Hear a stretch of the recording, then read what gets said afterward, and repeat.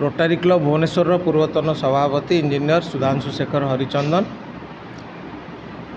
बहु वर्ष पर आज आम बहुत धूमधाम रे आमर 78तम स्वाधीनता दिवस रोटारी भवन रे पालन करिचु। आउ विशेष भाव में आमर सभापति ज्ञानरंजन रथों को धन्यवाद देवी और सेक्रेटरी सरोज महापात्र को धन्यवाद देवी। से खूब सुंदर आयोजन करते। बहुत रोटारियान बहुत संख्यार ये आमर इनर व्हील मेंबर मान सहित रोटारी एक्टर मेंबर मान सहित समस्ते ये जॉइन करते।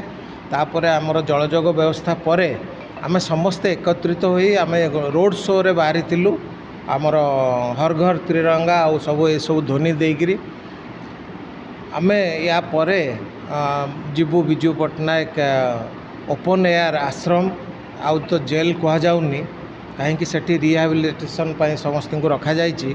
से अनुरोध अनुजाई आम प्रतिवर्ष सेठिक भी जाऊ और किसी किसी जिनस से जो अनुरोध मुताबक आम दे था। ए वर्ष भी आम छता जोता आउ टी शर्ट सब दबू सेठी जाकर सब कार्यक्रम हम पालन कलु।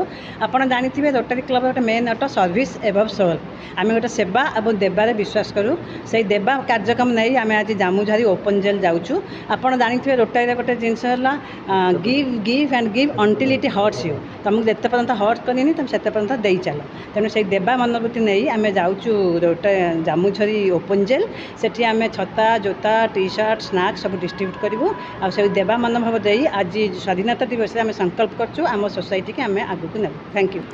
मुझे Rotarian Gyan Ranjan Rath president Rotary club Bhubaneswar year 24-25 पे 78 आमर रोटरी भवन को गोटे न्यू लुक दे जमी आम भिजिबल हम से आम प्लान करी डिसाइड करी आम फ्लैग होस्टिंग कलु। आम बहुत फॉर्चुनेट जे फर्स्ट टाइम बहुत दिन पर आमर पास्ट डिस्ट्रिक्ट गवर्नर डीएन पाड़ी साहब भी आसते।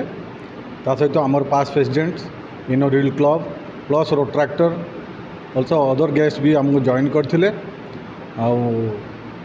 फ्लैग होस्टिंग पर आमर जो पास डिस्ट्रिक्ट गवर्नर डीएन पाड़ी भाषण देले। तापर जो प्रेसिडेंट हिसाब से मुझे भाषण देली। तापर इनर व्हील क्लब जो प्रेसिडेंट सी भी भाषण देले।